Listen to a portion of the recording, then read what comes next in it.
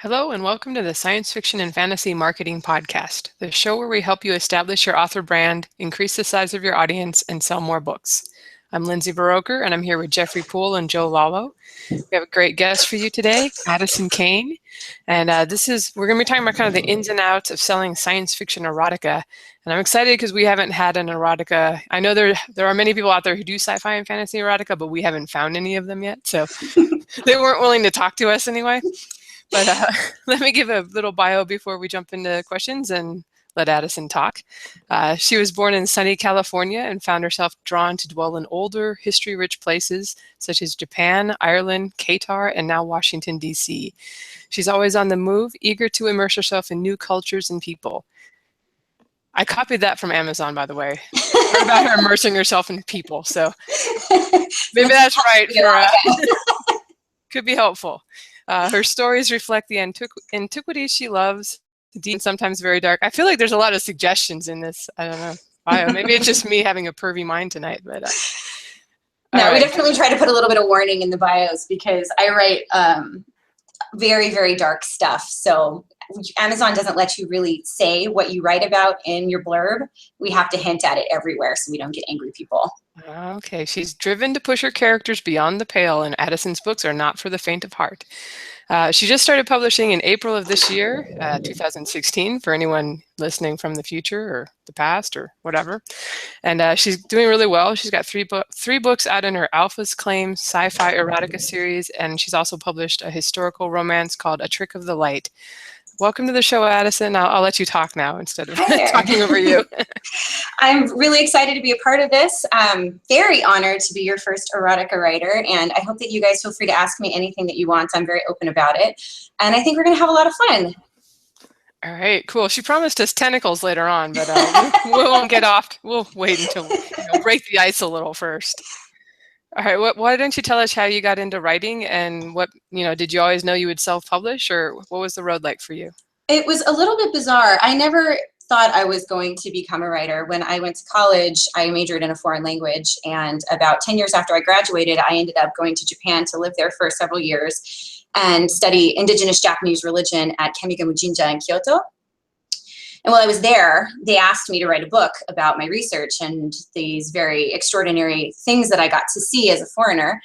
And I thought they were crazy. I was thinking there was no way I could write a book about anything, that I didn't have the talent for it, whatever. I had a lot of free time on my hands. And I also love to read. And in Japan, it's very difficult to find English novels that are reasonably priced. So I turned to the internet and I discovered this bizarre world of fan fiction. I don't know how I didn't know about this before, but I love it. And it's very, very interesting stuff. So under a different pseudonym, I decided I'd try writing it. And my first stuff was absolutely terrible, but I loved it. And from that, I ended up getting a pretty sizable fan base. And then I started writing my own original stuff, and it just kind of snowballed from there into me getting published. And I'm not self-published, actually. I'm published by Blushing Books. Oh, okay. I didn't know that was a press, so that's cool. Yeah, they're really, really nice. Awesome. What kind of fan fiction did you publish? We've actually had quite a few people who got their start doing that. Oh, really? Batman. I love Batman. Yeah, basically just Batman stuff. I had maybe 4 or 5 different stories. Nice. And were you putting them on Wattpad or one of those kind of websites? It was on fanfiction, I think .net, and on AO3. Cool. And how did you let people know when you started? Like, how did you tell them to follow you, that you're come buy my books? It was a bizarre process because fan fiction readers typically don't want to pay for anything because it's free, of course. So when I was encouraged to start writing my own stories that weren't based in someone else's universe, I did lose probably about half of my readers, but half of them did follow me over, and then I developed more as I was over there. And then when I decided to go from posting free stuff to publishing it, I probably lost about half again then because they didn't really want to pay for it. But I told anyone in the beginning that had been a fan that I would give them free copies of the books, and I have. It hasn't been a big issue for me at all. Yeah, when you're putting stuff out on the web, you got to figure if you get even a small percentage of those people to come along and buy your books, you're doing pretty good. And the ones that follow you are diehard fans. They are really awesome. Cool. Those are the ones you want. Yes, definitely. All right. Well, kind of to introduce things for listeners who may not know, could you tell us what's the difference between romance and erotica? Because we have had sci-fi romance authors on before. So what should people be aware of when it comes to erotica? Okay, this is where I'm going to drop a bad word. The difference to me between romance and erotica is whether or not you're willing to use the C word. If you are reading romance, you can't use it because romance readers get very uncomfortable. So you have to use a lot of like euphemisms during the sex scenes. When it comes to erotica, you use the word cunt a lot. So it's just, if you're comfortable with that, then you're definitely writing erotica. So you're just flinging them around left and right. I am. I have Biologically correct. a terrible mouth, and I think it's hilarious. So I just run with it. Do you feel that there's more, like, I know in the romance you kind of have to have like the happily ever after or the happily for now. Is that a requirement too for the erotica, or is it more just about titillation and that kind of thing? I think it really depends. Most readers definitely want the happily ever after. I don't write like that. I write horror stories, so mine rarely have it. In fact, usually my endings are pretty graphic and sad. But it really just depends on what kind of fan base you are building up. And people do get confused. My last book, a lot of people were thinking was a romance, even though I was continuously marketing it as a sci-fi horror. And when the ending came, there was definitely some backlash on that. So you gotta bear with it and write what you want to write. Yeah, we were kind of talking in email how on your latest release that you just published a few days ago, it looks like, that you had some angry readers who were not pleased with the ending. Do you want to talk about that? Was there anything that you would warn other authors about, or is it just kind of part of the business when you're... I wouldn't warn them. I would say write what you want to write. That's why we do this. It's fun. I don't write to please an audience per se. I mean, of course I want my readers to be happy, but I'm doing it to feel fulfilled in my own life. And I write what I want to read, and I like the darker stories. And you're not going to survive in this industry if you're pandering to people just because you want to make money. You're going to get bored. You're going to dry out ideas, and you're not going to write well. So, you know, I'm sad that people were upset, but at the same time, bad reviews don't bother me. In fact, I feel like they're useful, and 1-star reviews sell a lot of books, and I'm selling a lot of books for this one. So I guess the controversy helped me, but I am sad that people were upset. Yeah, it does seem like when there's a lot of controversy in the reviews that it's almost a temptation. People are like, oh, I want to see for myself what happened.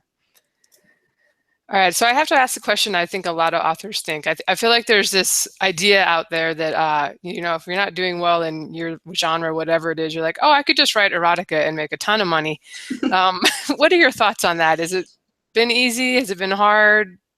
Well, I have a couple thoughts on that. For me, it hasn't been hard. I've been really lucky. And I know a huge portion of it was luck, and a huge portion of it was coming in with a fan base already from the fan fiction and the fiction press in the AO3 days. But it's not hard to write erotica if you aren't squeamish about writing really perverted sex scenes, because that's really what you're selling. So if you're uncomfortable doing it, your books are going to come across as like a little bit stilted.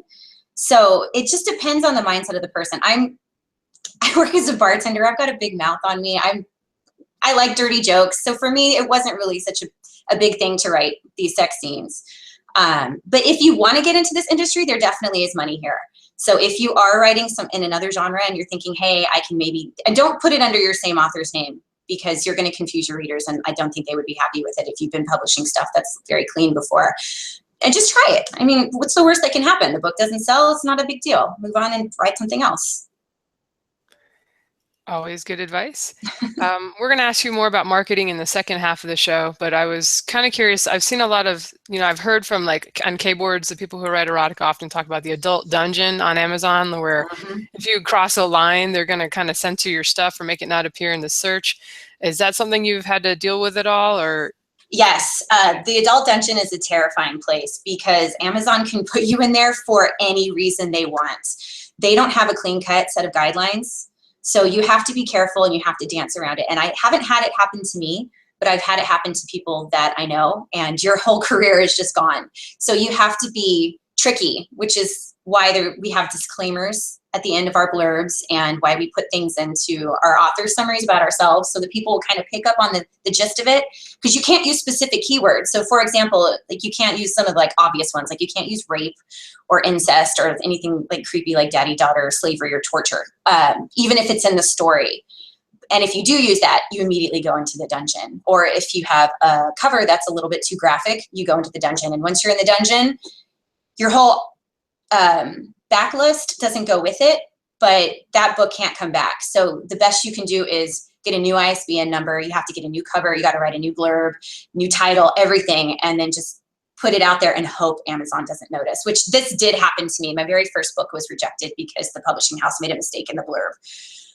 And it was a total shit show trying to get everything put together in like literally maybe 4 hours. So the name of my book, the Alpha's Claim series, I didn't come up with that. That wasn't the original name. It was something different. I just let my fans name it because it had to get named like that day. That's what they picked. Cool. And what do you have to worry about on the covers also? Is there like only you can't certain show, things? Yeah, there's certain things you can't show. You can't show too much side boob, definitely no butt. It's okay to show like males practically naked, but women, it's a little bit different. I saw one cover that got rejected that I don't agree with this one. I think it was kind of strange that Amazon flagged this, but it was a lady laying on her back and the camera was from her head and a guy was standing between her legs. And it was suggestive. Well, it's erotica, so the covers are suggestive, but it wasn't openly perverted in any way. And it wasn't pornography. So I'm not really sure why they did that. But look, Amazon is scary because they can just do what they want and there's nothing you can do about it. So just if they say no, move on. Don't try to argue with them. Yeah, it definitely sounds like it presents some unique challenges there. Mm-hmm. And I've seen a lot of the sponsorship sites will say we just don't take erotica. So have you had challenges with, I don't know how much of the advertising you're doing yourself or how much your publisher is doing, but are there kind of special places you can go when it's time to promote your book? There are. It's true. A lot of the advertisers don't want to pick up erotica. They have good reasons for it. I can't really blame them. I'm sure their lists wouldn't really respond to it. But yeah, there are very specific. I have a list, like Excite Spice is one of them that does well. Romance Reviews does it. But there's a very limited amount of places that you can do it. Like BookBub will take you, and that's a great one. Bargain Booksy will do it too. But you have to be careful because if you submit something saying it's something else, then you will get in trouble. Okay, and what was it that drew you specifically to science fiction erotica? I was kind of wondering, would that be easier because you're in a little niche, or would you have more potential audience if you were just doing kind of mainstream stuff? Well, it's hard to say. I just like writing sci-fi, so I do. I would say it's a smaller pond, and it's easier for me to sell books in that than if I was writing contemporary, because that's what everyone seems to be writing now. But contemporary books tend to sell better. But I just like sci-fi. I've always liked reading the books. I like the TV shows. I like the movies. And it just was a natural way for me to go with that. And I have a bunch of other stuff coming out in the next couple of years that's all sci-fi. So I love it. And I really do think that if you want to get into writing erotica and you're already a science fiction author, go for it. There's tons of room for everybody here. And I will read your stuff. I'll love it, I'm sure. All right, cool. Well, that's why we have you here. We wouldn't let just any old erotica author on our sci-fi and fantasy show. Thank you. I did notice I looked at the sales rankings in the erotica science fiction category, and it's definitely a lot easier to hit the top 100 than in science fiction romance. Yep. Of course, I don't know if that means there's fewer readers too. What are your thoughts on that? I do have a romance that I published. It's not science fiction, it's historical romance, and it did not sell well. It's not tanking, but it's not doing well either. So for me, it was a lesson to see that you are in a much bigger pond when you're doing romance versus erotica. So if you are trying to drive your sales up and you are trying to get new readership, definitely dip your toes into the erotica pool. There's nothing to do here but make money. That's always a good thing to hear. Yeah. All right, well, let me hand it to the guys, and later on we'll talk more about the marketing stuff. Sounds good. Yep. All right, so my first thing is there's a lot of different elements that can make a story into science fiction. What is the nature of the sci-fi in your stories? Like, what makes it sci-fi? The series that I have out right now, Alpha's Claim, I wouldn't call it super sci-fi. It's set in the future. People live in domes. Most of the human race was eradicated. So it's not deep space. And I didn't get too techie with the sci-fi stuff. I have another series coming out at the first of next month that is deep space with, you know, space stations and battles and different planets. And that one is, I would say, a lot more sci-fi than the first one that I have. Well, set in the future and living in domes is quite enough to make it sci-fi. Like, it would not be anything else. All right, so how do you feel like the sci-fi elements added to the story? Like, what sort of motivated you to make it? So you say you like sci-fi, but like, what opportunities and choices did the sci-fi genre give you? That's easy. When you write sci-fi, and I think the same might also apply to fantasy, you can create anything that you want, and it is awesome. I can create any kind of universe, any kind of people, any kind of beings, animals, environments, anything that I want. So you're not really trapped in like the contemporary world where it has to fit in with everything that's going on today. I think it is awesome to be able to do whatever you want. You feel kind of like you're God in these worlds. And it's very empowering because if you feel stuck, you just make up something and there you go, you're done. Yeah, I feel the absolute. I write both sci-fi and fantasy, and I have said a million times to people like, it's just so much better. Like the story you want to tell, you can tell. You don't have to Exactly. bend it in any way to make it fit what already exists.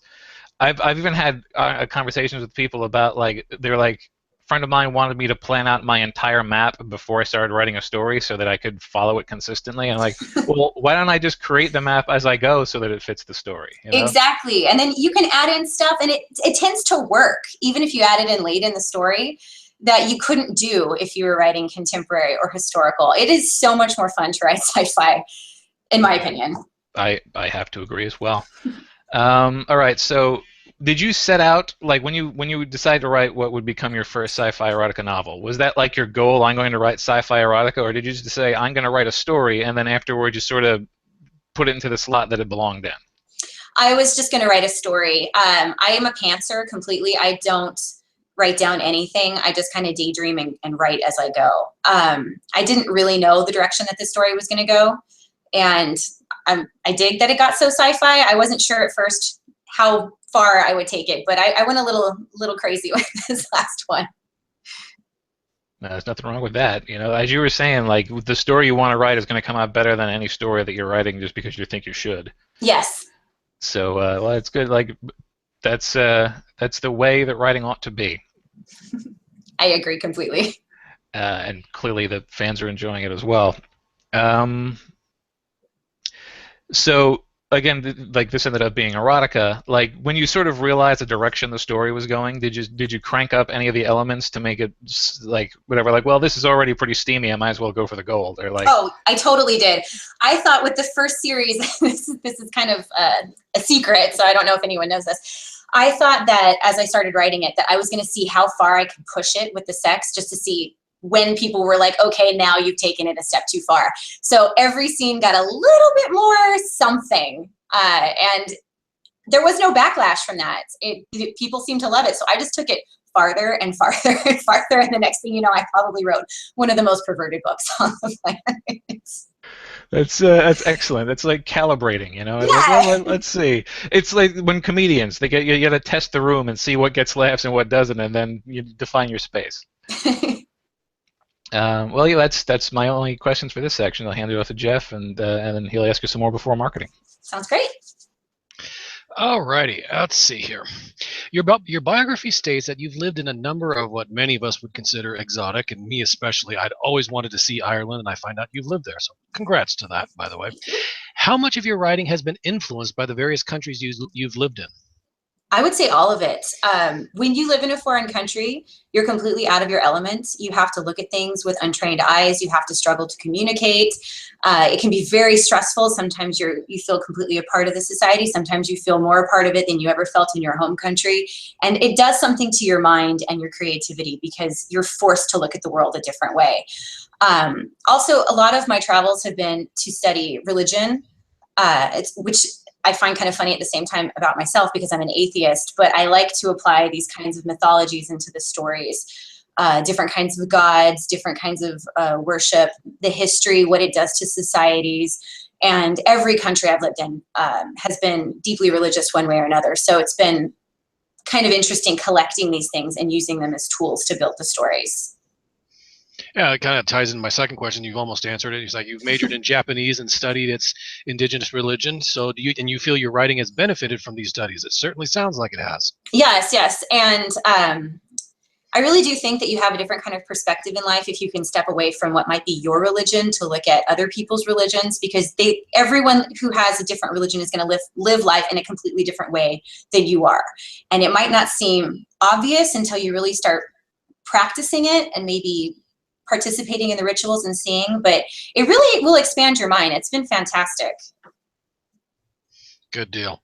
So now that you've published several books, is there any part of the process you found particularly challenging? I mean, is there anything you wish you would have done or perhaps should not have done for your first launch? Yes, for the challenging things, I would say finding a publisher is not an easy task. It took me about a year, and the way that I stumbled into this one is a little bit strange. I didn't even directly think I would apply to my publisher because they publish a different kind of erotica than I write. I think maybe one of 3 authors they have that don't write stories about being spanked.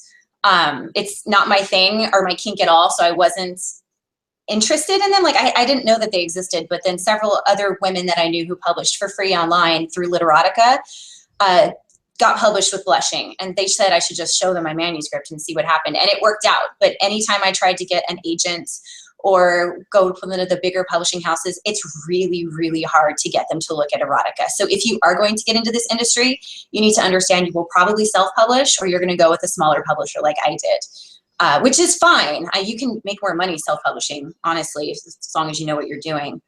So that was one of the harder things. And as far as mistakes and things I wish I'd been more prepared for, I made a huge mistake with my first book, and this is really embarrassing on my end, and it's kind of embarrassing on my publishing house's end, because when I got the book back from my publisher, she didn't send me like a copy with marks of things that she had changed in it. She just asked me about 12 different questions about specific sentences, and we worked them out together, and then I just assumed that everything was fine with the final copy. And I was really busy submitting my second book because I've been putting out a book every 2 months, and it's been a lot of work, that I didn't give this first book the attention that I should have. And then it got published, and I started getting reviews from people who were saying, the grammar is just atrocious. We don't understand what's going on here. And I was thinking, oh, it's just trolls or whatever. You're going to get bad reviews here and there. And then when it came to getting my paperback copy for me to go over to finalize before it was for sale, I read it, and she added in, I'm not joking, like maybe 100 semicolons in places that made absolutely no sense. And I was thinking, oh my God, I must have submitted it like this. I'm so embarrassed. And then I checked the manuscript I had sent, and they were different. So she had made these changes. And if I had gone over it in the beginning, I would have caught close to 100 mistakes. When I figured this out, I sent a 12-page Word document of sentences that they had to fix. It was over it was longer than a chapter of a book. I think it was like 5,000 words. And it just kills me to know that that was out there for so long and I didn't recognize it. So that was completely my own fault. I should have checked it. Double check always. Never trust that someone else did it, quote unquote, right. And always get a second pair of eyes too. I don't know if anyone else has made this mistake. It's probably a total noob mistake on my end. So important safety tip. If someone asked you about the grammar structure of a few things and you never inquired, chances are they made some changes. Yes. Got it. Oh, and for the record, work as an erotic author, I love the name of the publishing company. It's just awesome. They're really, really great people. I have been completely spoiled by them. They take really good care of me. I do have one more point I wanted to make on the last question. Yeah. There is another thing that you could be prepared for, and this is something I'm pretty well straight out the gates just because it's my personality type, but I have noticed a lot of my friends and colleagues don't do this, and they would be much better for it. You have to advocate for yourself. There's a lot of writers in every publishing house, and you will get forgotten. So you have to make sure they know that what you want, when you want it. If you want money, you have to ask for it. And I'm not talking about money for payment. I'm talking about money for promotion. If you want more money when you sign your contract, you have to say these things. And a lot of erotica writers, I'm going to say, because this is going to sound really sexist, but they're women and they're usually submissives if they're writing in my genre, don't really want to speak up, but you have to do that or you will get eaten alive here. Good to know. Yeah, there's a lot of us authors that are typically more on the introverted side and just as soon avoid confrontation. But yep. But yeah, you will have to stand up for yourself because no one else is going to do it. No one's going to do it. All right, let me hand you over to Lindsay. She's got the start of the marketing questions for you. Hurrah! All right, is the wine kicking in yet? It is. I've only drank maybe like a fourth of it, so I'm going to pound it a little bit right now. No, this shouldn't be too bad. I am curious, not really a marketing question, but while the guys were talking, I was wondering if anybody's thinking about getting into this. I mean, I assume the thing to do obviously would be to like read some of the best-selling books in the, that come up on Amazon there. But Yep. are there any tropes that you would say that people are just expecting, that like you have to be able to write this stuff or people are not going to be satisfied, or readers are not going to be satisfied? Well, there's a few that I would stay away from if you're not versed in the trope, and just because they're very saturated. BDSM would be one of them. Everyone writes that right now. So if you're going to write erotica and you're new and nobody knows who you are, you might get lost in the shuffle there. Go for something. Science fiction is wide open. Go in there. There is so much opportunity right now. Horror is another one, but you have to be careful when you market horror that people don't think it's a romance, because they'll be mad. Sometimes it's hard to explain it in the blurb because of the words that you are allowed and not allowed to use. This is the year of non-consensual sex stories, where it's not like overtly rape, although it is, but it's along the lines of like, oh no, please don't. I hate it, but I love it, kind of thing. That's really, really big selling right now. Yeah. All right, so it's back to the romances from the 70s. Yeah, bondage strippers. Oh no, I don't want it. Yes, I do. Don't kiss me, no. All right. Okay, so marketing, it looks like, you really got off to a great start. Like I was saying, it's only been a few months since you published your first book. What have you done so far to go, to market and sell your books? Hardly anything. I got really lucky on this. I'm not joking. I got very, very lucky. If I didn't have also the fan base from the fan fiction and fiction press and AO3 years, I would probably have kind of just been there in the background. But I had a huge list of ARC readers, and I made sure that everyone got a copy. And I would say probably a third of them left me a review, and that was about 100 people. So that helped get my numbers up and get Amazon to alter the algorithm so that mine would show when people were looking for stuff. Also, BookBub is great. It's the only thing that I've done that was paid so far, and when I did do it, it went really well. This is the first week I've ever done paid advertising, so I'm with a couple different companies, but I can't really tell you feedback about it because I haven't seen anything yet, although my numbers are good right now, but that could just also be because I had a release. But there's a lot of free ones too. There's like the Spanking Romance Reviews and the Romance Reviews, 2 separate websites. And then there's, I think it's Excite Spice and a couple other ones that will get your name out there for free. What to Read After 50 Shades of Grey is another one. I don't really know how much they do, but it works. And another really great thing too is to work with other authors and have them feature your book on their blog or their Facebook. It's really, really easy to do. People in erotica are incredibly nice and tend to be very willing to share stuff like that. So it's kind of like writers helping writers. And that's probably another reason why I got so far. I've got a really great support group. Nice. And I'm curious with BookBub, is it just any erotica goes to the same list, or do they have it split out at all? Like spec fiction, erotica, or how's that work? If I remember correctly, you have to pick your different categories, and there's one that's like dark romance erotica, and it's a less expensive category too, which is nice because BookBub can be a little pricey, though it does pay for itself.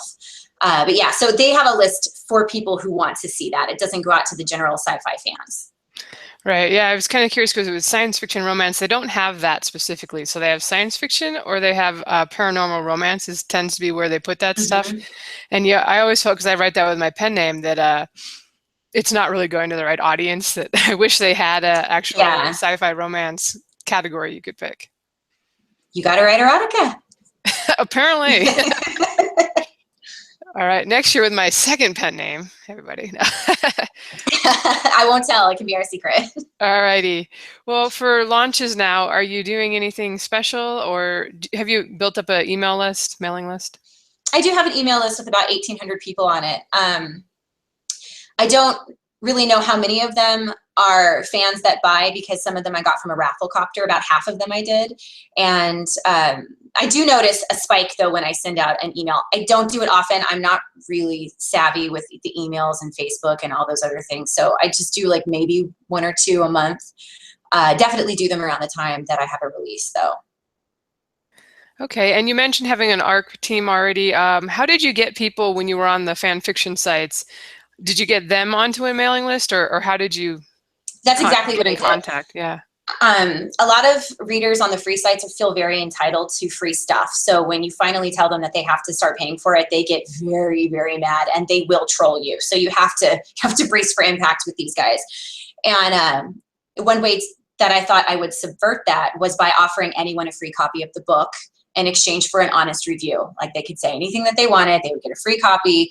All they had to do was give me their email address. And I got several hundred email addresses this way, and several hundred people got a free copy. And anyone who reviewed that proved to me that they reviewed, like sent me a screenshot, like via email or whatever, they got onto the next ARC list and the next ARC list. So I've been weeding out the people that don't really scratch my back, and just building up the list that way. And occasionally on Facebook, I'll be like, okay, the next 20 people who comment can be on the ARC list and get a free copy of so-and-so book. And that'll blow up for about an hour or two. And then I'll take everyone, not just the 20 people, and just let them feel special. If they were after 20, be like, don't worry, it'll be our secret. You're on the list.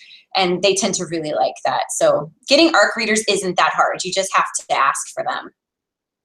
No, that's a really good idea, because with the fan fiction sites, like you were saying, they want the free. Yes, they do want that free. Yeah, and that's a good way to give them what they want while also getting something that helps you get the paying readers. Exactly. And I've noticed the more that I give away, the more sales I get. So don't feel weird about giving out a lot of books. It comes back to you. Definitely. Now, one of the reasons I just assumed you were self-published, because I looked at your pricing and you had the first book at 99 cents, and I think the second two are $4.99, which is kind of what indies do. A lot of the times the publishers go higher. So what is your strategy there? Did you get any say in it, or is that kind of the publisher's decision? I have a lot of say. My publisher works with me on basically everything. They're really great. When this last week, the first book just went on sale for 99 cents, I think maybe last Friday. So usually it is $4.99. But since I have this last book coming out and I want to invite new readers, and I'm doing some promotional stuff this week, I figured, it should be at 99 cents all the time, in my opinion, but I doubt they'll keep it that way. But if I could get it that way for 2 weeks, then I'll do it.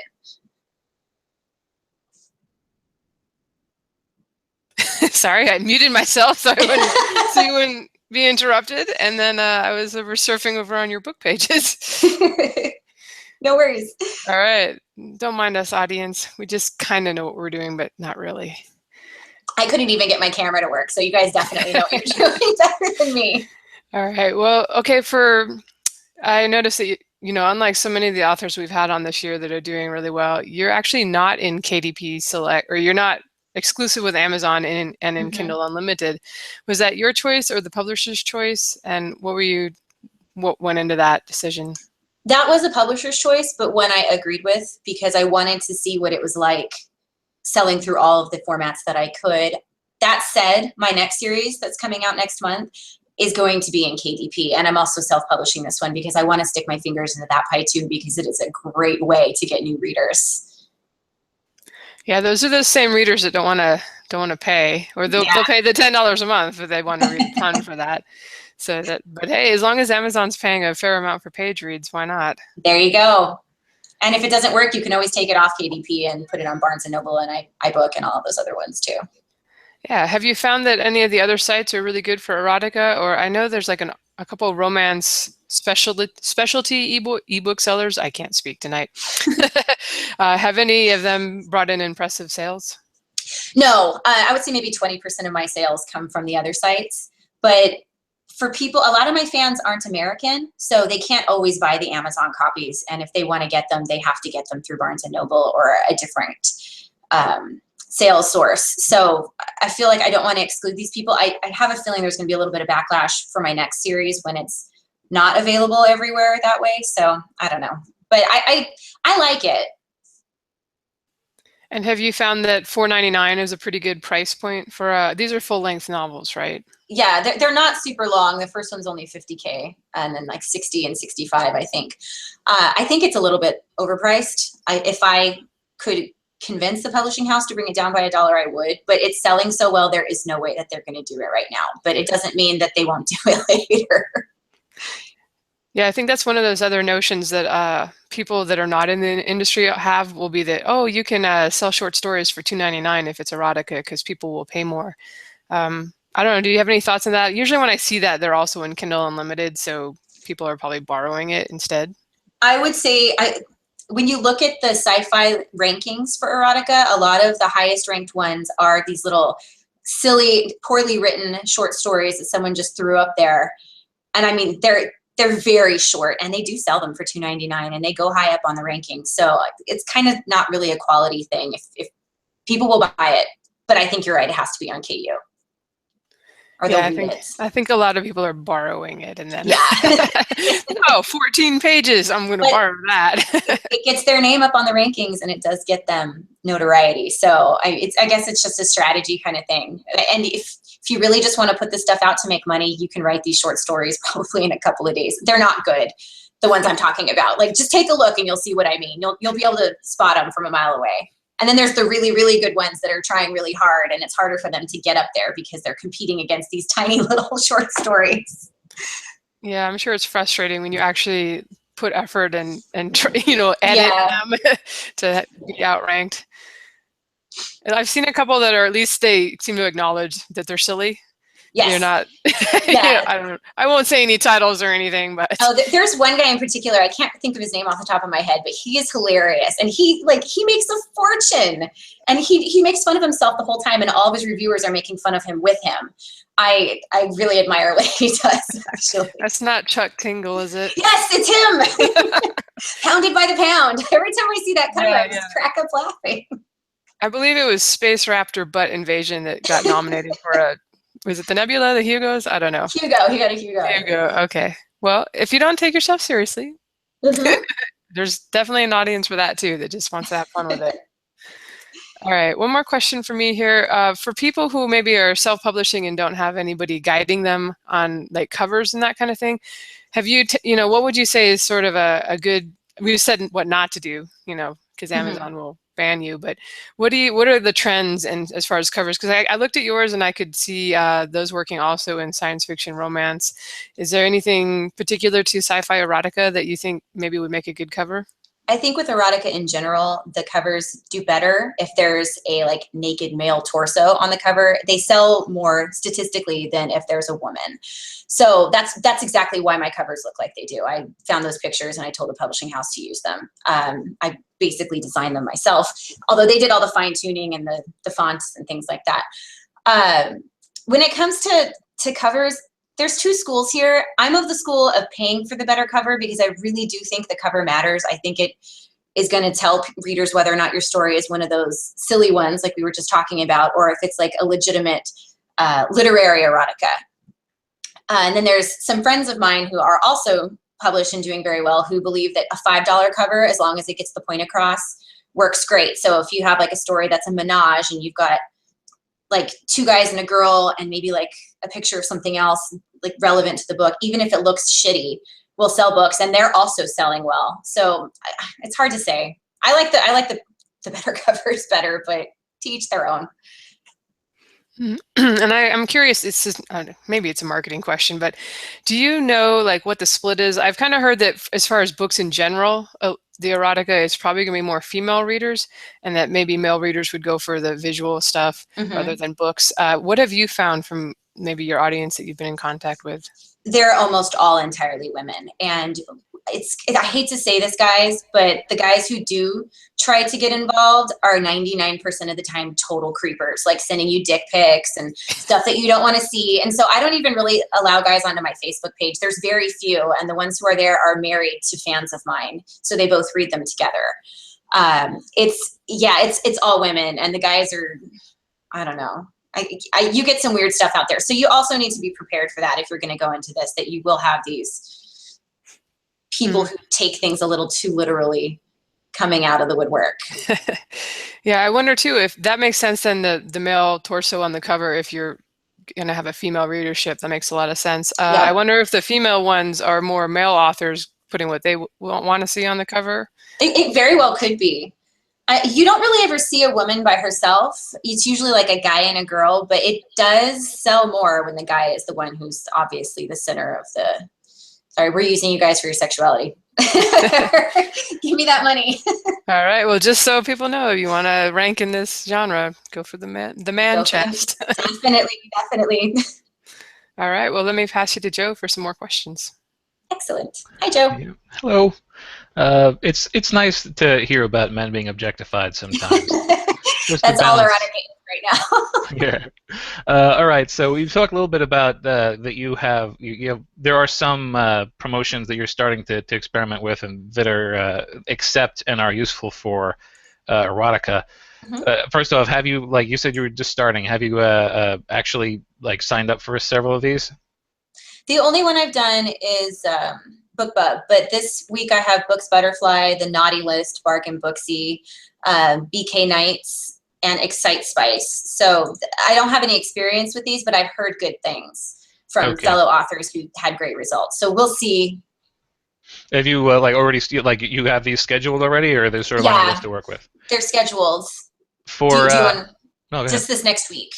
Okay. I'm interested to know, like, again, because erotica sort of has a different set of rules. Are there any additional questions you feel you had to ask, or, like, for ones that are specifically for erotica, do they ask any like content questions? They don't, which is kind of shocking. But they do want to know whether or not it has a happily ever after. Okay. Because a lot of readers get really mad when there isn't. So you just have to be careful who you're marketing to. Yeah, that stands to reason. Mm-hmm. Okay, so, and you're published by a press, but you're doing all your promotion for this, or are they doing any as well? Basically, I asked for money for it. I just said, give me a budget, and they gave me what I wanted, and I got to pick what I wanted, which I'm a little bit more happy about because I wanted to try things that I've heard about from very successful authors in the same genre. And I like to be more hands-on. So for me, it worked out, but my publisher isn't really going to do this for you. So if you come to Blushing, prepare to do it for yourself. Okay, well then you're certainly going to be prepared for the self-publishing later on because you're developing all the appropriate skills. Exactly.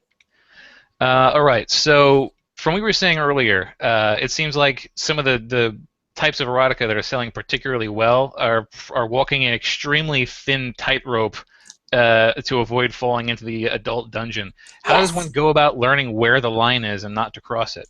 That's really, really tricky. The best advice I could give if you're new and you want to see how close to that tightrope you're going is to post, to post a couple chapters on Literotica for free and get feedback and see what people are saying. And you will, they won't pull punches there. So if you're pushing it too far, the creepers will come out and you'll see them in full force. And if you have it just at the right place, the ladies will start flocking to you. So that's a good kind of test area, but there really isn't a hard and fast line. You just have to write and just try it and just see. So yeah, that's that calibration thing again. You got to try it and hope for the best. Exactly. It also is kind of funny how one of the ways you can find out is seeing what kind of audience you attract. It's absolutely true, though. Yeah, that's great. Okay, so you talked a little bit about this earlier. Lots of authors, particularly in like sort of what you could call sci-fi erotica, more of a niche than some of the other genres. Lots of authors find themselves crossing paths a lot. It sounds like you said that the sci-fi erotica community is like it's a good community. It's more supportive than competitive. It is incredibly supportive. I actually would not have even had my book read by my publisher if it wasn't for one of the ladies that I know who's published through them, because they lost my manuscript, and she made a call and said, you know, Addison hasn't heard anything. I read her book. I liked it. And they read it that night and sent me a contract within a couple of hours. But if I hadn't had her support, I would never have been published through Blushing. And I haven't met a bad apple in the bunch. They're all really, really great people, and they want to help you. And these people have been publishing a lot longer than me. They're more than happy to give me feedback, to give me advice, to tell me what their experiences have been, and just support me when times get a little tough, and vice versa. It's an awesome community. So don't worry about coming in and having people be awful to you, because they're all awesome, fantastic people.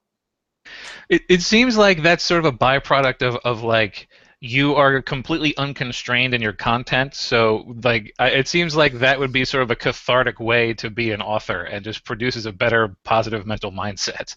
I think that's true. And also with the women that I know, a huge amount of them are in real life submissives. So they are really easygoing. Like, then there's people like me who are totally vanilla that just write smut. And it's kind of nice to have someone kind of like ease in there and hold your hand as if you were a part of their like natural community. Yeah, I can see how that would be, essential.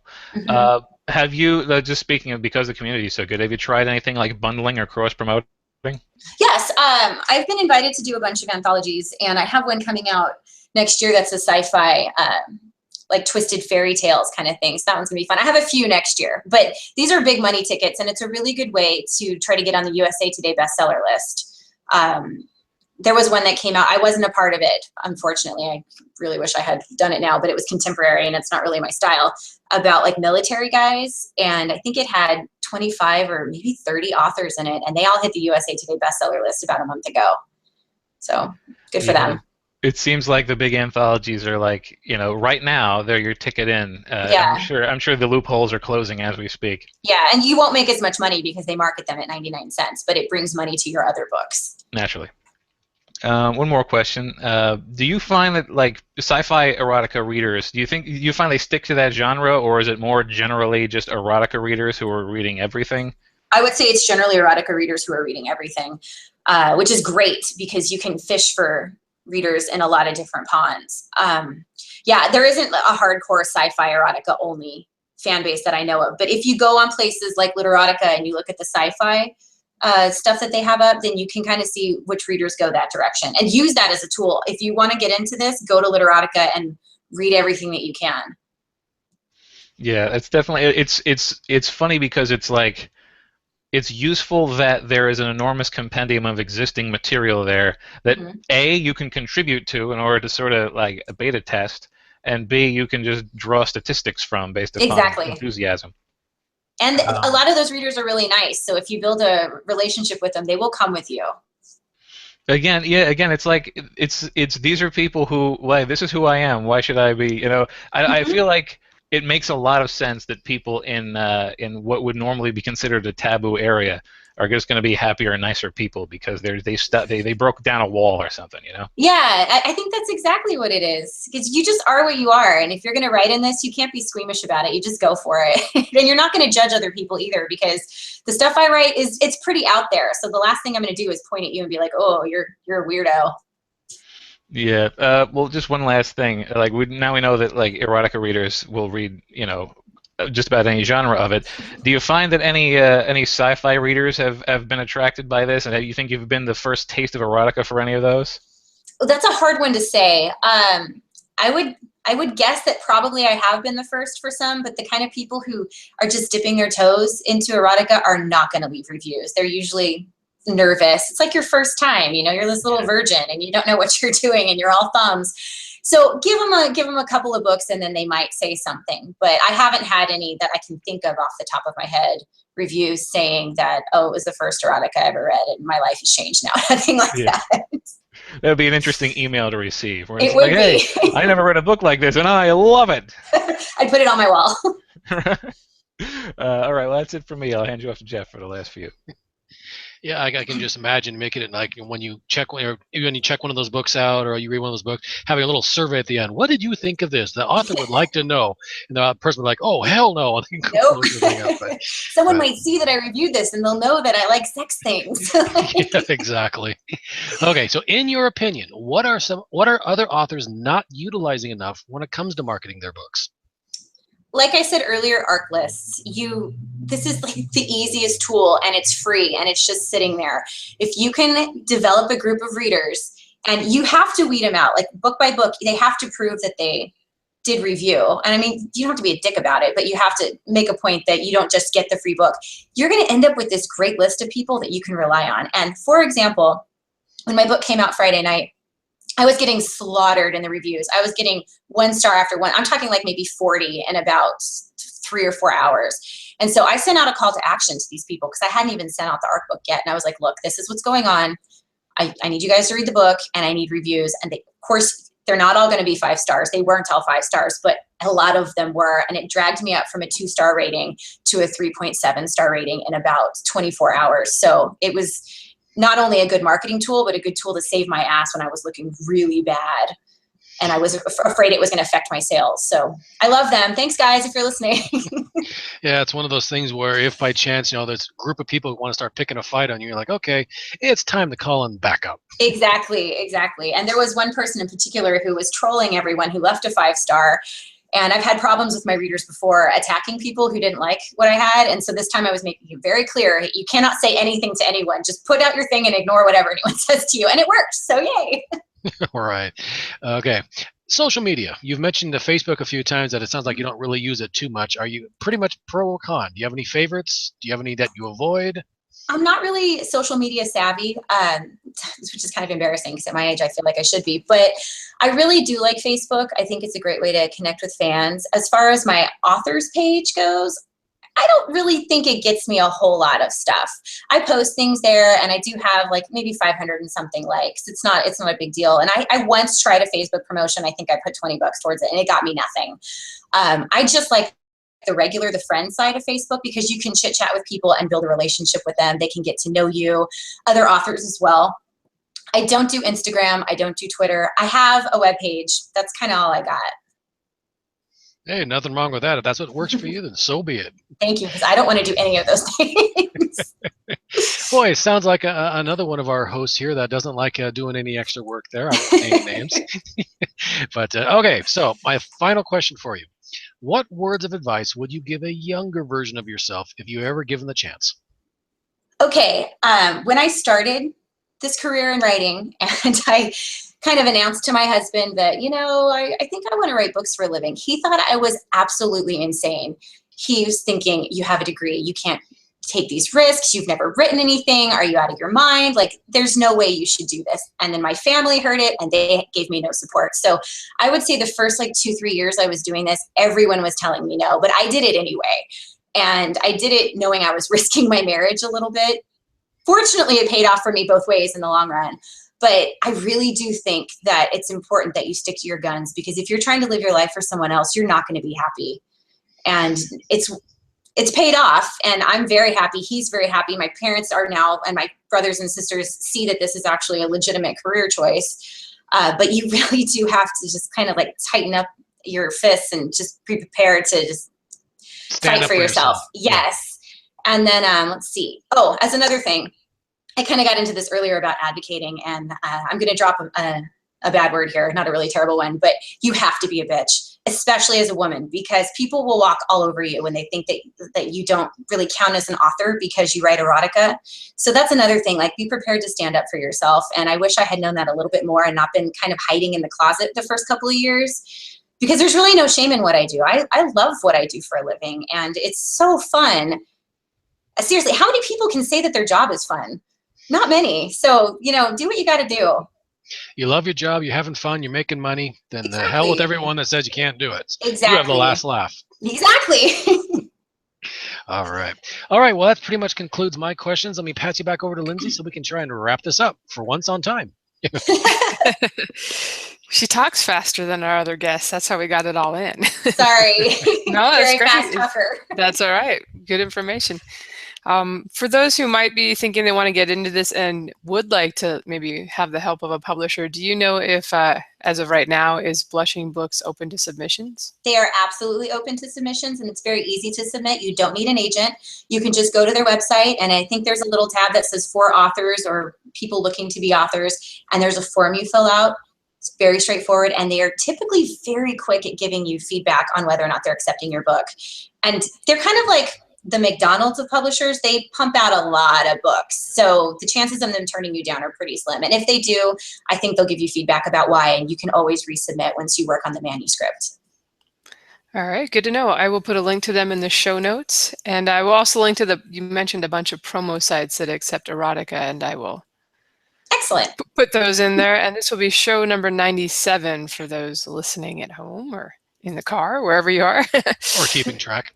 Yeah. So any final tips for authors thinking of trying science fiction or fantasy erotica? Is that a thing? I couldn't find any dragons and medieval fantasy erotica when I surfed through the list. I would say You know it dragons all? are a big thing. Yeah, dragons are huge. I can't name any off the top of my head, but they would probably be marketed more in paranormal, like shifter stuff, but it does exist. As far as fantasy with magic and things like that, there's not that many, so it's a completely open opportunity for anyone who wants to jump into it. And when it comes to advice of whether or not you want to do it, you have to just try. If it doesn't work out, oh well, but just give it a go. All right, cool. I will stop thinking purry thoughts about dragons being huge now. Try not I'm to going to giggle send when you you some said links that. later. Obviously, I'm not mature enough to do this interview. You're All right. perfect. You fit in really well with our group. Oh boy. All right. So There's a compliment, Lindsay. All right. I'm blushing now. It must mean I should apply to the publisher. All right. To close things off, where can people find you, and what's the name of your first book? The name of my first book is Born to be Bound, and it's Alpha's Claim Book 1. And you can find me on my website or on Facebook. The website is www.addisonlcain.com, C-A-I-N for Cain. And Facebook, Addison Cain. And I'm always looking for friends, so feel free to hit me up. All right. I'll put the links to those in the show notes also. Episode 97. Come on by the site, guys. Leave any comments or questions if you want to. And thanks so much for answering our questions tonight, Addison. Oh, thank you. It was really fun. Nice to meet you, Addison. Thanks. All right. Bye-bye, everyone. Thanks for listening. Goodbye.